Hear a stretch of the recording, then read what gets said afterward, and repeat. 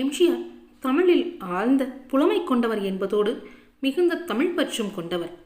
தன்னை உயர்த்தியது தமிழும் தமிழ்நாடும் தான் என்பதை பெருமிதத்தோடு சொல்வார். தமிழுக்காக உழைத்தவர்களின் பெயர்கள் நிலைத்து நிற்க வழி செய்தார். 1974 பிப்ரவரியில் பாண்டிச்சேரியில் சட்டப்பேரவைக்கும் நாடாளுமன்ற தொகுதிக்கும் தேர்தல் நடந்தது. எம்ஜிஆர் தேர்தல் பிரச்சாரத்திற்கு சென்றார்.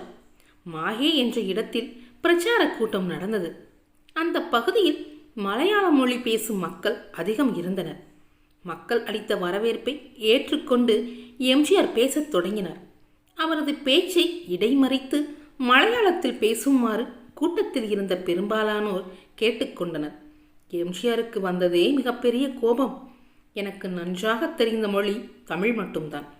சிறுவயதில் நாடக மேடை மூலம் தமிழ் கற்றுக்கொண்டேன். வெளியில் மட்டுமின்றி வீட்டிலும் தமிழ்தான் பேசுவேன்.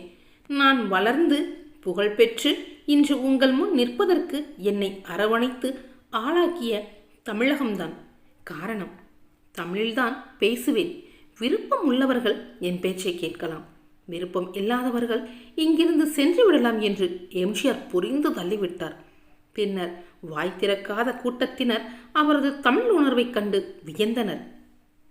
இந்த தேர்தலில் ஒரு குறிப்பிடத்தக்க அம்சம், பாண்டிச்சேரி சட்டப்பேரவையின் மொத்தமுள்ள 30 தொகுதிகளில் அதிமுக 12 தொகுதிகளில் வெற்றி பெற்று தனிப்பெரும் கட்சியாக உருவெடுத்தது.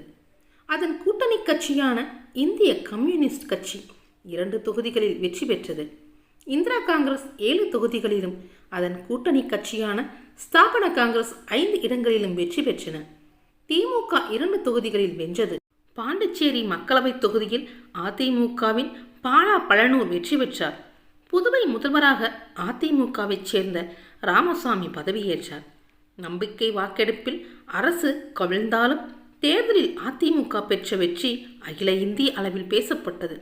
அந்த சமயத்தில் கோவை மேற்கு சட்டப்பேரவை தொகுதிக்கு நடந்த இடைத்தேர்தலில் அதிமுக வேட்பாளர் சே. அரங்கநாயகம் வெற்றி பெற்று தமிழகத்தில் அதிமுகவின் முதல் சட்டப்பேரவை உறுப்பினர் என்ற பெருமையை பெற்றார். தமிழுக்கு தொண்டாற்றி முத்தமிழ் காவலர் என்று போற்றப்பட்டவர் கி.ஆ.பெ. விஸ்வநாதம். நீதி கட்சியிலும் பணியாற்றியுள்ளார். நீதி கட்சியின் சார்பில் பனகல் அரசர் சர் ராமராய நிங்கார் 1921 முதல் 1926 வரை சென்னை ராஜாதானியின் முதல்வராக இருந்தார். அப்போதெல்லாம் மருத்துவக் கல்லூரியில் சேர்ந்து படிக்க வேண்டுமென்றால் அந்த மாணவன் சமஸ்கிருதம் படித்திருக்க வேண்டும் என்ற சட்டம் இருந்தது. பனகல் அரசரை கி.ஆ.பெ. விஸ்வநாதம் சந்தித்து ஆங்கிலமும் தமிழும் படித்தவர்களுக்கு மருத்துவக் கல்லூரியில் இடம் தர வேண்டும் என்று வலியுறுத்தி வெற்றி பெற்றார். அதன் பின்னர்தான் பிற்படுத்தப்பட்டோரும் தாழ்த்தப்பட்டோரும் மருத்துவக் கல்லூரி வாயிலை மிதிக்க முடிந்தது. பனகல் அரசர் நினைவாகத்தான் சென்னை சைதாப்பேட்டையில் பனகல் மாளிகையும் தியாகராய நகரில் பனகல் பூங்காவும் அமைந்துள்ளன. கி.ஆ.பெ. விஸ்வநாதத்துக்கு தமிழுக்கு என்று ஒரு தனி பல்கலைக்கழகம் அமைக்க வேண்டும் என்று விருப்பம். எம்ஜிஆர் முதல்வராக இருந்தபோது அவரிடம் தனது விருப்பத்தை சொன்னார். உடனடியாக அதற்கு எம்ஜிஆர் மகிழ்ச்சியுடன் ஒப்புக்கொண்டார். கி.ஆ.பெ. விஸ்வநாதத்தையே அதற்கான திட்டங்களை தயாரிக்கும்படி எம்ஜிஆர் கேட்டுக்கொண்டதோடு ஒரு குழுவையும் அமைத்து அதற்கு அவரையே தலைவராகவும் நியமித்தார். அப்படி எம்ஜிஆர் ஆட்சியில் 1981 பேரறிஞர் அண்ணா பிறந்த நாளான செப்டம்பர் 15 உருவாக்கப்பட்டதுதான் தஞ்சை தமிழ் பல்கலைக்கழகம். தமிழறிஞர் டாக்டர் தேப்போ மீனாட்சி சுந்தரனாரின் குடும்பத்தாருடன் எம்ஜிஆருக்கு நல்ல தொடர்பு உண்டு. தேப்போ மீனாட்சி சுந்தரனாரின் அண்ணன் சதாவதானி, தேப்போ கிருஷ்ணசாமி பாவலர். ஒரே நேரத்தில் 100 செயல்களை கவனித்து நினைவில் நிறுத்தி பின்னர் அவற்றை சரியாக வெளிப்படுத்துபவர்களை சதாவதானி என்று போற்றுவார்.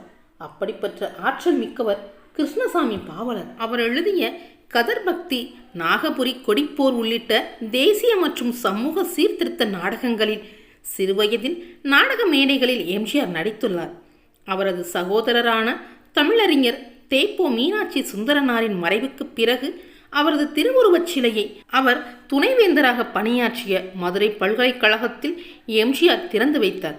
மதுரை பல்கலைக்கழகத்துக்கு 1978 பெருந்தலைவர் காமராஜர் பெயரை சூட்டியதும் எம்ஜிஆர் தான். தனது இறுதி மூச்சு வரை தமிழுக்காகவே முழங்கியவர் தேவநேய பாவனார். அவருக்கு எம்ஜிஆருடன் உள்ள நல்ல நட்பும் அனைவருக்கும் நன்றாக தெரியும். 1981 மதுரையில் உலகத்தமிழ் மாநாட்டை நடத்தி தமிழுக்கு எம்ஜிஆர் சிறப்பு சேர்த்தார். மாநாட்டில் பாவனாரின் பேச்சை எம்ஜிஆர் ஆர்வமுடன் கேட்டார். தெய்வநேய பாவனார் தமிழில் மட்டுமின்றி பல மொழிகளிலும் தேர்ச்சி மிக்கவர். உலகில் உள்ள எத்தனை மொழிகளுக்கு தமிழ் மூலமொழியாக விளங்குகிறது என்பதையும், எத்தனை மொழி சொற்களுக்கு தமிழே வேர்ச்சொல்லாக விளங்குகிறது என்பதையும் ஆதாரபூர்வமான கருத்துக்களுடன் பாவனார் சுவைப்பட பேசிக்கொண்டே போனார். சாப்பாட்டு நேரமும் கடந்துவிட்டது. சாப்பாட்டையும் மறந்து அவரது பேச்சை எம்ஜிஆர் ரசித்து கேட்டார். கூட்டமும் ஆர்ப்பரித்தது. 1 மணி நேரத்திற்கும் மேல் பாவனாரின் சொல்மாறி தொடர்ந்தது. அன்றைய தினமே எதிர்பாராத அந்த சோகமும் நடந்தது. அவருக்கு மாரடைப்பு ஏற்பட்டு மதுரை மருத்துவமனையில் சேர்க்கப்பட்டார். சில நாட்களில் நோயின் தாக்கத்தால் தமிழின் மேன்மைக்காக ஒலித்த அவரது பேச்சு மட்டுமல்ல, மூச்சும் அடங்கியது. இந்த சம்பவம் எம்ஜிஆரை மிகவும் பாதித்தது. தேவநேய பாவனாரின் பெயர் நிலைத்து நிற்கும் வகையில் மாவட்ட நூலகங்களுக்கு அவரது பெயரை சூட்ட முதல்வர் எம்ஜிஆர் உத்தரவிட்டார். தமிழுக்கு தொண்டு செய்வோன் சாவதில்லை என்று முழங்கியவர் புரட்சி கவிஞர். அதற்கு செயல் வடிவம் கொடுத்தவர் புரட்சி தலைவர். சுதந்திர போராட்ட வீரரும் தமிழ் அறிஞருமான மாப்போ சிவஞானம் எழுதிய விடுதலை போரில் தமிழகம் நூலை நாட்டுடைமையாக்கி அரசாங்கம் செய்ய வேண்டிய பணியை செய்ததற்காக மாப்போசி அவர்களுக்கு எம்ஜிஆர் நிதி வழங்கினார். 1986 சென்னையில் நடந்த விழாவில் தமிழறிஞர் ஆசா ஞான சம்பந்தனுக்கு கலைமாமணி விருதை முதல்வர் எம்ஜிஆர் அவர்கள் வழங்கினார். ஓகே நண்பர்களே, இந்த வீடியோ உங்களுக்கு பிடிச்சிருந்துச்சுன்னா லைக் பண்ணுங்கள், ஷேர் பண்ணுங்கள், கமெண்ட் பண்ணுங்கள், முக்கியமாக சப்ஸ்கிரைப் பண்ணுங்கள். அடுத்த வீடியோவையும் மறக்காமல் பாருங்கள். இதை விட இன்னும் சுவாரஸ்யமான தகவல் உங்களுக்காக காத்துக்கிட்டு இருக்கு.